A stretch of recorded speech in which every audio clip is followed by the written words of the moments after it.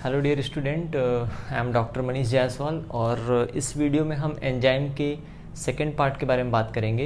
ये दूसरा पार्ट काफ़ी टाइम के बाद आ रहा है। फर्स्ट पार्ट हमने काफ़ी पहले अपलोड किया हुआ था।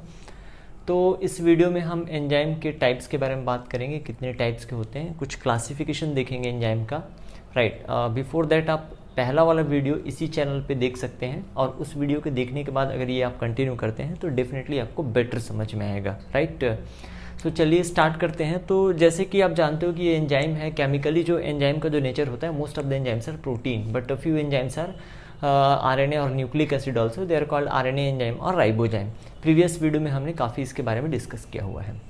इन दिस वीडियो में आपको बता रहा हूँ कि ये जो एंजाइम होता है, ठीक है, अगर आप केमिकली देखो सिंपली या एंजाइम का आप कंपोजिशन देखो तो उसको आप दो टाइप से बोल सकते हो। ठीक, टू टाइप से हो सकता है। कैसे हो सकता है कि सिंपली ये जो एंजाइम है, ठीक है, ये जो एंजाइम है बेटा, ठीक है, आइदर ये क्या होंगे, ओनली प्रोटीन होंगे, इसमें कोई और दूसरा कंपोनेंट प्रेजेंट नहीं होगा, सिर्फ क्या होंगे, प्रोटीन होंगे। ठीक है, तो जब ये सिर्फ प्रोटीन होंगे, ये बोर्ड आपको वहाँ से नहीं दिख रहा है तो हम लोग क्या करते हैं, थोड़ा सा नीचे लिखेंगे। ठीक है, आपको दिख रहा है बोर्ड यहाँ तक, लाइक दिस की यहाँ तक दिख रहा है। ठीक है, फाइन, इस लाइन तक दिख रहा है। ओके, चलिए, तो मैं बता रहा हूँ कि आपको ये जो एंजाइम होता है ना, ये एंजाइम है, ठीक है, ये हो सकता है बेटा सिंपल एंजाइम, सिंपल एंजाइम।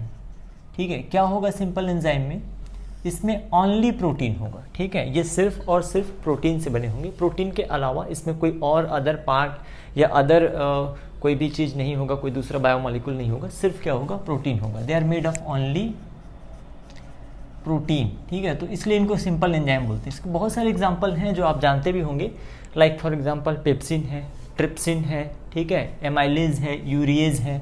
मैं लिखता हूँ यहाँ पे pepsin, trypsin, amylase, urease etcetera. तो this are example of simple enzyme. Simple enzyme में सॉरी कुछ भी नहीं रहेगा, ओनली क्या रहेगा, प्रोटीन होगा। एंड आप जानते हो कि मोस्टली जो एंजाइम होते हैं इसमें प्रोटीन का टर्सरी 3 डायमेंशनल स्ट्रक्चर होता है। ठीक है, अब अगर मैं बात करूं कि अगर प्रोटीन के साथ कोई और भी पार्ट प्रेजेंट है, ठीक है, मतलब ये एंजाइम का दूसरा टाइप हो जाएगा। अगर प्रोटीन के साथ साथ कुछ और भी प्रेजेंट है तो इन दैट केस आप बोलते हो इसको कॉन्जुगेट एंजाइम। ठीक है, मीन्स सेकेंड टाइप होगा हमारा कॉन्जुगेट एंजाइम। ठीक है, कॉन्जुगेट एंजाइम मतलब इसमें बेटा प्रोटीन पार्ट तो रहेगा ही रहेगा। ठीक है, एंजाइम में प्रोटीन पार्ट तो रहेगा ही रहेगा, साथ में क्या रहेगा, इसमें कुछ एडिशनल पोर्शन भी प्रेजेंट होता है या एडिशनल पार्ट भी या नॉन प्रोटीन पार्ट भी प्रेजेंट होता है।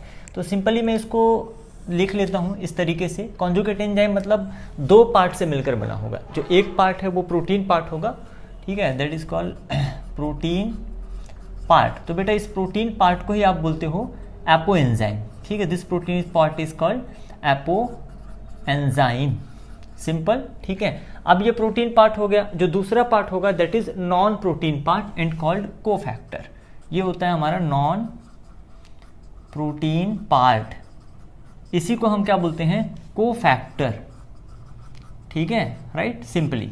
तो ये जो कॉन्जुगेट एंजाइम है they are made of 2 part, one protein part and another is non protein part. Protein part is called apo enzyme while the non protein part is called cofactor। अब मैं बात करूं कोफैक्टर की, ठीक है, या जो नॉन प्रोटीन पार्ट है, तो ये सिंपली दो तरीके से आप इसको डिस्क्राइब कर सकते हो कोफैक्टर को, या दो टाइप का हो सकता है। या तो ये ऑर्गेनिक कोफैक्टर होगा, ऑर्गेनिक मॉलिक्यूल होगा, या तो ये इनऑर्गेनिक मॉलिक्यूल होगा, सिंपली। तो जो ज़्यादा सिंपल है उसको पहले लेके चलते हैं, इनऑर्गेनिक। ठीक है, ये जो कोफैक्टर है या तो इनऑर्गेनिक हो सकता है या फिर ऑर्गेनिक हो सकता है। ठीक है, ऑर्गेनिक कोफैक्टर। ठीक है, तो इन ऑर्गेनिक में और इनऑर्गेनिक में ये वाला मुझे ज़्यादा सिंपल लगता है, इनऑर्गेनिक वाला, क्योंकि इसमें आते हैं बेटा आपके मेटल आयंस। सिंपली इनऑर्गेनिक जो कोफैक्टर होते हैं इनमें क्या आते हैं, आपके मेटल आयंस। तो ये क्लियर हो गया आपका। जो इनऑर्गेनिक कोफैक्टर है इसमें आते हैं आपके मेटल आयंस। लेकिन जो ऑर्गेनिक कोफैक्टर है, ये जो नॉन प्रोटीन पार्ट है जिसे आपने कोफैक्टर कहा है, जिसका हम ऑर्गेनिक वाला देखते हैं, तो ये ऑर्गेनिक कोफैक्टर अपने प्रोटीन पार्ट के साथ या फिर एपो एंजाइम के साथ दो तरीके से अटैच हो सकता है। ठीक है, दो तरीके से अटैच हो सकता है। आप ध्यान दीजिएगा, ये क्लासिफिकेशन अगर आप याद कर लेते हो या इस तरीके से आप इसको याद करते हो तो बहुत सारे क्वेश्चन आपके इजीली निकल जाएंगे। ध्यान क्या देना है मुझे इसमें कि जो ऑर्गेनिक कोफैक्टर है दो तरीके से अटैच हो सकता है, या तो ये एपो एंजाइम के साथ लूजली अटैच्ड होगा, ठीक है, लूजली अटैच्ड होगा, राइट, लूजली अटैच्ड, या तो फिर ये अगर लूजली अटैच्ड होगा, ठीक है, या तो फिर दूसरा क्या हो सकता है, टाइटली बाउंडेड होगा या फर्मली अटैच्ड होगा, ज्यादा टाइट बाउंडेड होगा, ठीक है, एक लूजली अटैच हो सकता है या फिर क्या हो सकता है बेटा, ये टाइटली बाउंडेड या फॉर्मली अटैच्ड भी आप इसको बोल सकते हैं। स्पेलिंग पे ध्यान मत देना, कई बार मैं गलत भी लिख देता हूँ स्पेलिंग। तो लूजली अटैच्ड, आप डिफरेंस समझ में आ रहा है यार, कोई चीज लूजली अटैच्ड है या कोई टाइटली बाउंडेड है ना। तो लूजली अटैच्ड होता है, उस केस में आप इस ऑर्गेनिक कोफैक्टर को बोलते हो कोएंजाइम, ठीक है। In this case it is called coenzyme. मतलब कोएंजाइम ऐसे ऑर्गेनिक कोफैक्टर हैं जो एपो एंजाइम के साथ लूजली अटैच्ड होते हैं, ठीक है। अगर ये टाइटली बाउंडेड है या फर्मली अटैच्ड है, ठीक है, इफ दिस कोफैक्टर इज और this organic cofactor is tightly bounded with apo enzyme और protein part, in this case this is called prosthetic group. इसको क्या बोलते हैं बेटा, प्रोस्थेटिक ग्रुप, ठीक है। तो इस केस में आप इसको बोलते हो प्रोस्थेटिक ग्रुप, ठीक है। तो ये सिंपल हो गए हमारे, ठीक है। कॉन्जुगेट एंजाइम को इस तरीके से आप डिस्क्राइब कर सकते हो, conjugate enzyme having two part, protein part that is called apo enzyme and non protein part that is called cofactor, ठीक है। कोफैक्टर में भी ऑर्गेनिक और इनऑर्गेनिक, ऑर्गेनिक और inorganic, inorganic cofactors are metal ions etcetera, while organic cofactor may be loosely attached with apo enzyme or may be tightly bounded with apo enzyme. In case it is loosely attached with apo enzyme, it is called coenzyme, and if it is tightly bounded with apo enzyme, it is called prosthetic group. हम example अभी आगे discuss करते हैं, सारी example discuss करेंगे। That means इसको देख के मैं ये कह सकता हूँ कि जो कोफैक्टर मेरे पास 3 टाइप के मिल रहे हैं। इट मीन्स कोफैक्टर 3 टाइप, कौन कौन से 3 टाइप के मिल रहे हैं, एक अलग कलर का पेन ले लेता हूँ मैं, ब्लू ले लिया मैंने ये, ठीक है। तो कोफैक्टर 3 टाइप के मिल रहे हैं। एक तो हमारा हो गया, फर्स्ट क्या हो गया बेटा, कोएंजाइम, ये भी कोफैक्टर है। सेकंड क्या हो गया बेटा, प्रोस्थेटिक ग्रुप, ये भी कोफैक्टर है। और थर्ड क्या है, metal ions, these are also cofactor, ठीक है। तो 3 टाइप के कोफैक्टर मेरे को देखने को मिलते हैं, राइट। अब आपके एग्जाम में कुछ ऐसे क्वेश्चन आते हैं, लाइक फॉर एग्जाम्पल देखिए, coenzymes, all coenzymes are cofactor. आपको स्टेटमेंट बताना होता है कि दिस स्टेटमेंट इज ट्रू और दिस स्टेटमेंट इज फॉल्स, ठीक है। तो ऑल कोएंजाइम्स आर कोफैक्टर, तो मुझे तो ऐसा लग रहा है कि ये स्टेटमेंट क्या है, ट्रू है, ठीक है। अब मैं दूसरा स्टेटमेंट बोलता हूँ, like all prosthetic groups are also cofactor, this statement is also true. अगर मैं ऐसा कहूँ कि ऑल कोफैक्टर्स आर कोएंजाइम, तो ये स्टेटमेंट क्या हो जाएगा, गलत हो जाएगा, दिस स्टेटमेंट इज फॉल्स, ठीक है। अगर मैंने ऐसा कहा कि ऑल कोफैक्टर, ऐसा नहीं है ना बेटा, ऑल कोफैक्टर कहाँ कोएंजाइम है, ऑल कोफैक्टर है नहीं कोएंजाइम। कोफैक्टर तो बेटा कोएंजाइम भी हो सकता है, प्रोस्थेटिक ग्रुप भी हो सकता है, या मेटल आयंस भी हो सकते हैं। इज इट क्लियर, ठीक है। नाउ अब हम वन बाय वन इसको क्या करते हैं, थोड़ा सा डिटेल से डिस्क्राइब करेंगे। मुझे नहीं लगता कि सिंपल एंजाइम में कुछ और ज़्यादा बताने की जरूरत है, क्योंकि they are only made of protein, ठीक है। उसमें प्रोटीन के अलावा कोई दूसरा पार्ट नहीं होता। हाँ, कॉन्जुगेट एंजाइम के बारे में हम डिटेल से बात करते हैं, ठीक है। सिंपल एंजाइम के और बहुत सारे एग्जाम्पल आप पढ़ते होंगे, हम कॉन्जुगेट एंजाइम के बारे में बात करेंगे। तो ये जो कॉन्जुगेट एंजाइम है, ठीक है, they have an additional non protein part that is called cofactor. Is it clear, additional non protein part है जिसे हम क्या कहते हैं, कोफैक्टर कहते हैं। In this situation protein part is called apo enzyme, ठीक है। In this situation protein part is called apo enzyme. The whole enzyme is called holo enzyme. Whole enzyme कहने का मतलब क्या होगा बेटा, आपका protein part plus non protein part, protein part plus non protein part ऐसे लिख सकते हैं, या फिर मैं ऐसे लिख सकता हूं, holo enzyme. Holo enzyme is equal to apo enzyme plus cofactor, ठीक है। Holo enzyme is equal to क्या हो जाएगा आपका, एपो एंजाइम प्लस कोफैक्टर, ठीक है। The whole enzyme is called holo enzyme. इसमें क्या क्या आ जाता है आपका, एपो एंजाइम और कोफैक्टर। एक बार एग्जाम में क्वेश्चन आया हुआ था, holo enzyme is equal to apo enzyme plus coenzyme हो सकता है क्या? यस, बिल्कुल हो सकता है बेटा। यस, अगर मैं ये स्टेटमेंट दे रहा हूं आपको, apo enzyme is equal to, sorry, holo enzyme is equal to apo enzyme plus coenzyme, तो ये स्टेटमेंट भी करेक्ट हो सकता है, क्योंकि आप जान रहे हो ये जो कोएंजाइम है बेटा, ये भी तो कोफैक्टर ही है ना, कोएंजाइम्स आर आल्सो कोफैक्टर, तो इसको भी आप करेक्ट कर सकते हो। अब सोचने वाली बात ये है कि अगर मैं एंजाइम से, ये जो कॉन्जुगेट एंजाइम है, इसमें से कोफैक्टर को रिमूव कर दूं तो क्या होगा, ठीक है। अगर कॉन्जुगेट एंजाइम से कोफैक्टर वाला पार्ट या जो नॉन प्रोटीन वाला पार्ट है, इसको रिमूव कर दिया जाए तो क्या होगा, तो होता सिंपली कुछ नहीं है, लेकिन फर्क बहुत पड़ता है, ठीक है। फ़र्क ये पड़ता है कि एंजाइम की जो कैटालिटिक एक्टिविटी है वो लॉस्ट हो जाती है। ठीक है, एंजाइम की कैटालिटिक एक्टिविटी लॉस हो जाती है। अगर आपने कोफैक्टर को रिमूव कर दिया तो enzyme will loss their catalytic activity. अब मैंने आपको बताया कि कोफैक्टर क्या हो सकते हैं बेटा, ऑर्गेनिक या फिर इनऑर्गेनिक। ठीक है, तो ऑर्गेनिक इनऑर्गेनिक कोफैक्टर को हम इंडिविजुअली डिस्कस करेंगे।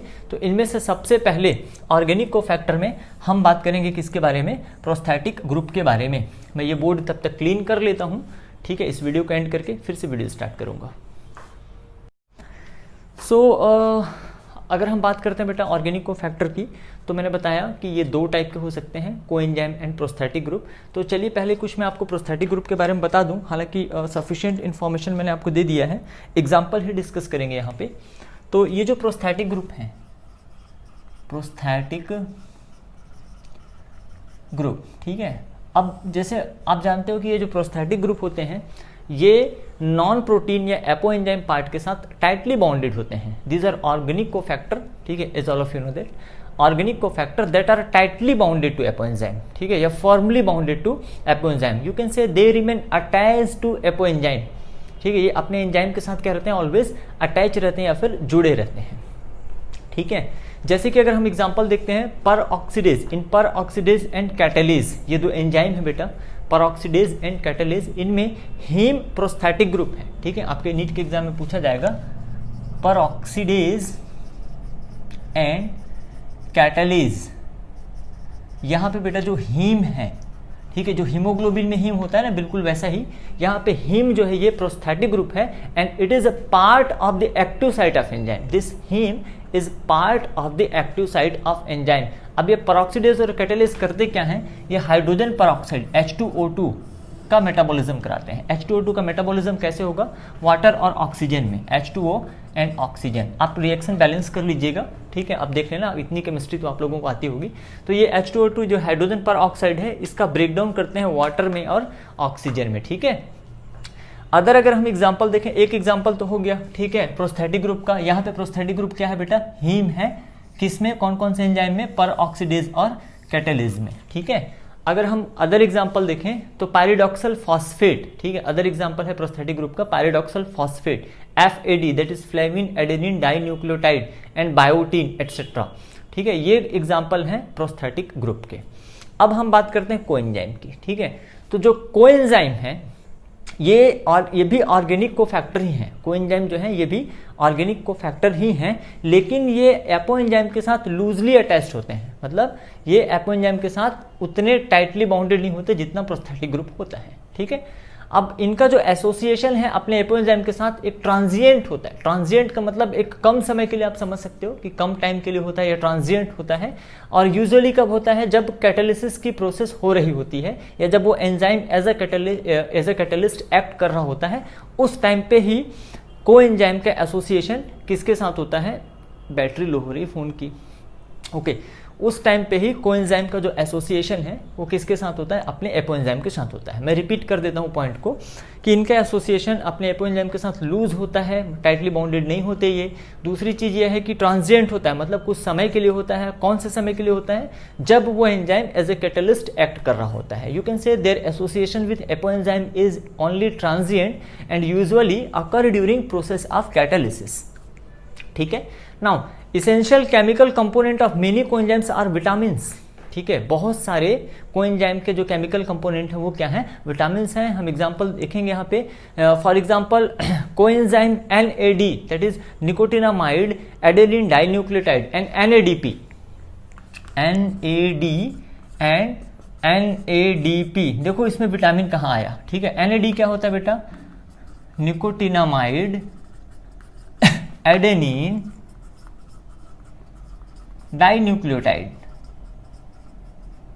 ठीक है। और दूसरा NADP कुछ नहीं है, सेम वही है, निकोटिनामाइड एडेनिन डाइन्यूक्लियोटाइड।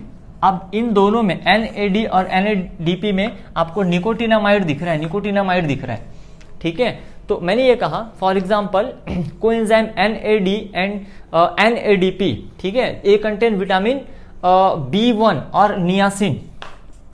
नियासिन, इसमें क्या होता है विटामिन, हाँ विटामिन B1 और नियासिन प्रेजेंट होता है। ठीक है, तो कुछ और एग्जांपल देख लेते हैं इसके। मैं ये बोर्ड क्लीन कर लेता हूँ पहले। कोएंजाइम के अदर एग्जांपल देखने से पहले मैं एक छोटा सा करेक्शन करूंगा कि नियासिन को अभी थोड़ी देर पहले मैंने विटामिन B1 कहा था, that is actually vitamin B3, वो B3 होता है बेटा, उसको आप थोड़ा सा करेक्ट कर लेना ना हो। तो अदर एग्जांपल में हम देखते हैं FAD, FMN। ठीक है, अदर एग्जांपल देख लीजिए आप, FAD फुल फॉर्म भी लिखा दे रहा हूँ मैं, FMN, ठीक है, TPP, कोएंजाइम A। ठीक है, ये कुछ अदर एग्जांपल है किसके, कोएंजाइम्स के। ठीक है, FAD का फुल फॉर्म होता है बेटा flavin adenine dinucleotide, flavin adenine dinucleotide. FMN का होता है फ्लेविन मोनोन्यूक्लियोटाइड। TPP का फुल फॉर्म होता है बेटा thiamine pyrophosphate, thiamine pyrophosphate. And coenzyme A तो आप जानते होंगे, बहुत सारा सक्सिनल कोएंजाइम A साथ में होता है, एसिटाइल कोएंजाइम A, ऐसे बहुत सारा आपने कोएंजाइम का नाम ऐसे सुना होगा, कोएंजाइम A का नाम। ठीक है, नाउ अब आपको देखना ये है बेटा कि जो FMN और FAD हैं, FMN और FAD ये दोनों, ठीक है, FMN और FAD है बेटा, they are considered as both coenzyme as well as prosthetic group. ठीक है, ध्यान दीजिएगा, this FMN and FAD they are considered as both coenzyme and prosthetic group. तो ये नोट के फॉर्म में आप याद रखिए इसको। सेकेंड नोट के फॉर्म में आप याद रखिएगा बेटा, coenzyme and prosthetic groups are generally derived from vitamins. ये जो कोएंजाइम और प्रोस्थेटिक ग्रुप हैं ये विटामिन से डिराइव होते हैं। आप ये कह सकते हो कि इनका जो फॉर्मेशन होता है ये विटामिन से होता है। ठीक है, डेरिवेशन या डिराइव्ड फ्रॉम विटामिन आप बोल सकते हो। जैसे एग्जांपल देख लीजिए इसके, लाइक जैसे थियामिन है, विटामिन B1 इन TPP आ गया, थियामिन पायरोफॉस्फेट। ठीक है, थियामिन पायरोफॉस्फेट, इसमें क्या है विटामिन B1 आपको देखने को मिल जाता है, या फिर आप बोल सकते हो कि विटामिन B1 से क्या हुआ है बेटा, डेराइव हुआ है। ठीक है, राइबोफ्लेविन FMN और FAD में, ठीक है, इसमें FMN और FAD में क्या होता है, या राइबोफ्लेविन के डेरिवेटिव हैं ये, आप ऐसे बोल सकते हो राइबोफ्लेविन। ठीक है, राइबोफ्लेविन और विटामिन B2 FMN और FAD में। निकोटिनामाइड या नियासिन, अभी जस्ट मैंने थोड़ी देर पहले आपको बताया। ठीक है, NAD और NADP में प्रेजेंट होता है निकोटिनामाइड या नियासिन, जिसको हम विटामिन B3 भी कहते हैं। ठीक है, कोएंजाइम A में पैंटोथेनिक एसिड प्रेजेंट होता है, या फिर आप बोल सकते हो ये पैंटोथेनिक एसिड का डेरिवेटिव है, पैंटोथेनिक एसिड। ठीक है, ये होता है बेटा कोएंजाइम A में आपको मिल जाएगा। ठीक है, और विटामिन पैराडॉक्सल फॉस्फेट में होता है आपका विटामिन B6। ठीक है, paradoxical vitamin B6 paradoxical phosphate में प्रेजेंट होता है, और यू कैन से paradoxical phosphate that is example and that is derived from vitamin B6। तो ये सिंपली हो गए हमारे पास ऑर्गेनिक कोफैक्टर्स। ठीक है, जिसको हमने क्लासिफाई किया था दो टाइप में, प्रोस्थेटिक ग्रुप में और कोएंजाइम के ग्रुप में। ठीक है, तो आप देख लो इतना सफिशिएंट है, एग्जांपल्स जो हमने डिस्कस किए दैट इज आल्सो सफिशिएंट। अब हम बात कर लेते हैं कुछ इनऑर्गेनिक कोफैक्टर के बारे में। ठीक है, inorganic cofactors are also called activator. ठीक है, हम थोड़ा सा बात करते हैं इनऑर्गेनिक कोफैक्टर्स के बारे में। ठीक है, तो केमिस्ट्री आप पढ़ते होगा, ऑर्गेनिक केमिस्ट्री, इनऑर्गेनिक केमिस्ट्री, है ना। तो कंपाउंड आप जानते हैं बेटा, ऑर्गेनिक कंपाउंड, इनऑर्गेनिक कंपाउंड के बारे में। ठीक है, सॉरी। तो ये जो इनऑर्गेनिक कोफैक्टर्स होते हैं they are also called activators. इनको और क्या बोलते हैं बेटा, इनऑर्गेनिक कोफैक्टर्स और ऑल्सो कॉल्ड एक्टिवेटर। ठीक है, इनको और नाम क्या दिया जाता है, एक्टिवेटर नाम दिया जाता है। ठीक है, they are minerals of different types, they are minerals of different type, for example iron, copper, zinc, manganese. ठीक है, एग्जाम्पल में आयरन हो सकता है बेटा, कॉपर हो सकता है, जिंक हो सकता है, मैग्नीज हो सकता है, एटसेट्रा, और भी हो सकते हैं। तो यार मिनरल्स ऑफ डिफरेंट टाइप्स, ये सब के सब किस में आते हैं बेटा, इनऑर्गेनिक कोफैक्टर में आते हैं। अब खासियत क्या है, कैसे ये कैटालिटिक एक्टिविटी को प्रमोट करते हैं या कैसे ये एंजाइम के साथ अटैच होते हैं, तो सिंपल सा बात है, ये जो मेटल आयंस होते हैं, ठीक है, metal ions forms coordination bond. Chemistry में आपने कोऑर्डिनेशन बॉन्ड पढ़ा होगा। तो metal ion forms coordination bond with side chain of active site, with side chain of active site, and the same time they can also form one or more coordination bond with substrate। तो ये जो metal ions होते हैं बेटा, ठीक है, ये जो एंजाइम के एक्टिव साइट के साथ, ठीक है, जो साइड चेन प्रेजेंट होता है उनके साथ कोऑर्डिनेशन बॉन्ड बनाते हैं एंजाइम के साथ, और साथ ही साथ अब एक्टिव साइट पे सबस्ट्रेट को जुड़ना होता है। आगे हम एक्टिव साइट के बारे में बात करेंगे। तो एक्टिव साइट पे सबस्ट्रेट को जुड़ना होता है, तो उसी जगह पे क्या करते हैं, ये एक्टिव साइट पे जहाँ पे सबस्ट्रेट जुड़ता है, तो सबस्ट्रेट के साथ ही साइमल्टेनियसली एंजाइम के साथ तो कोऑर्डिनेशन बॉन्ड बनाया ही है, सबस्ट्रेट के साथ भी क्या करते हैं, ये कोऑर्डिनेशन बॉन्ड बनाते हैं कुछ समय के लिए, जब तक कि वो सबस्ट्रेट अपने प्रोडक्ट में कन्वर्ट नहीं हो जाता या चेंज नहीं हो जाता। ठीक है, तो मेटल आयन का जो मैकेनिज्म ऑफ एक्शन है कि कैसे ये इनऑर्गेनिक कोफैक्टर की तरह बिहेव करते हैं, या एक्टिवेटर भी बोलते हैं आप इनको, कैसे बिहेव करते हैं, तो इंपॉर्टेंट पॉइंट ये है कि ये कोऑर्डिनेशन बॉन्ड का फॉर्मेशन करते हैं एंजाइम के एक्टिव साइट में साइड चेन के साथ, और साथ ही साथ सबस्ट्रेट के साथ भी। I think it is clear to all of you. Now example देख लेते हैं, जैसे कि जिंक का एक एग्जाम्पल ले लेता हूं मैं। जिंक इज को factor for proteolytic enzyme carboxypeptidase. ये को फैक्टर है बेटा किसके लिए, प्रोटियोलिटिक एंजाइम कार्बोक्सीपेप्टाइडेज, कार्बोक्सीपेप्टाइडेज। ठीक है, प्रोटियोलिटिक मतलब होता है बेटा प्रोटीन डाइजेस्टिंग। ठीक है, ऐसे एंजाइम जो प्रोटीन के डाइजेशन में हेल्प करते हैं, उनके लिए आप टर्म यूज करते हो प्रोटियोलिटिक एंजाइम। तो जिंक एग्जांपल है बेटा, कोफैक्टर है किसके लिए बेटा, प्रोटियोलिटिक एंजाइम कार्बोक्सीपेप्टाइडेज के लिए। This is the very important example, बहुत इंपॉर्टेंट है, पूछा जाता है। It is given in your NCERT book, जो कुछ एनसीईआरटी में दिया हुआ है दैट इज वेरी इंपॉर्टेंट। ठीक है, अब ये कार्बोक्सीपेप्टाइडेज है ना, अपने प्रो एंजाइम के फॉर्म में प्रेजेंट होता है बेटा, पैंक्रियाटिक जूस से ये रिलीज होता है। पैंक्रियाटिक जूस के साथ, अगर आपने डाइजेस्टिव सिस्टम पढ़ा होगा तो वहां पे आपको ये मिल जाएगा, पैंक्रियाटिक जूस के साथ रिलीज होता है as a pro carboxypeptidase and this is converted to carboxypeptidase. ठीक है, तो ये सारी चीजें डाइजेशन चैप्टर में पढ़ें तो ज्यादा अच्छा होगा। कुछ और एग्जाम्पल देखते हैं इनऑर्गेनिक कोफैक्टर के। तो दूसरा एग्जाम्पल जैसे कॉपर का ले लो। ठीक है, कॉपर, ठीक है, ये कोफैक्टर बेटा कॉपर, आप चाहो तो साथ में नोट कर सकते हो, इन एस्कॉर्बिक एसिड ऑक्सीडेज। ये कॉपर कहाँ पे है, एस्कॉर्बिक एसिड ऑक्सीडेज। ठीक है, as a cofactor in this enzyme ascorbic acid oxidase. अगर मैं मोलिब्डेनम की बात करूं तो मोस्ट इंपॉर्टेंट एग्जांपल हो जाता है मोलिब्डेनम इन नाइट्रेट रिडक्टेज। मोलिब्डेनम लेते हैं, MO होता है बेटा मोलिब्डेनम का, MO। ठीक है, मोलिब्डेनम इन नाइट्रेट रिडक्टेज। ठीक है, नाइट्रोजन फिक्सेशन में आपने ये इस एंजाइम का रोल पढ़ा होगा। ठीक है, नाइट्रेट रिडक्टेज। तो these are few example of inorganic cofactors. ठीक है, बहुत सारे हो गए, लाइक है ना, जिंक हो गया, कॉपर हो गया, मोलिब्डेनम हो गया। ठीक है, इनको हम एक्टिवेटर भी कहते हैं। Inorganic cofactor these are simply metal ions और मिनरल्स, इन्हें एक्टिवेटर भी कहते हैं। कोऑर्डिनेशन बॉन्ड के थ्रू ये क्या करते हैं, हेल्प करते हैं, एंजाइम के साथ भी अटैच होते हैं, साथ ही साथ में सबस्ट्रेट के साथ भी ये अटैच होते हैं। ठीक है, नाउ तो एक सिंपल सी बात, ओवरऑल इनका कंक्लूजन देख लेते हैं हम। कॉन्जुगेट एंजाइम बना किससे था बेटा, प्रोटीन और नॉन प्रोटीन पार्ट से, जिसमें से होलो एंजाइम, होल एंजाइम को, पूरे एंजाइम को एक साथ होलो एंजाइम कहते हैं। अब holo enzyme is equal to protein part और नॉन प्रोटीन पार्ट, मतलब आप कह सकते हो एपो एंजाइम प्लस कोफैक्टर। अब कोफैक्टर की जगह में अगर आप को एंजाइम को भी रख दोगे तो भी काम आपका चल जाएगा, मतलब holo enzyme is equal to आप ये भी कह सकते हो कि apo enzyme plus coenzyme. ठीक है, आप ध्यान रखिएगा इसको। ओके, सो इस वीडियो में मैं यहाँ तक ही एक्सप्लेन करता हूँ, नेक्स्ट वीडियो में इसके आगे का पार्ट एक्सप्लेन करेंगे। Thank you very much for watching. Please आप इस चैनल को सब्सक्राइब कर लीजिए। ठीक है, जितने ज़्यादा सब्सक्राइबर इंक्रीज होंगे, बढ़ेंगे, तो हम लोग क्या करेंगे और अच्छी अच्छी वीडियोज़ आपके लिए लेके आएंगे। This is doctor Manish Jaiswal and thanks for watching. Thank you very much.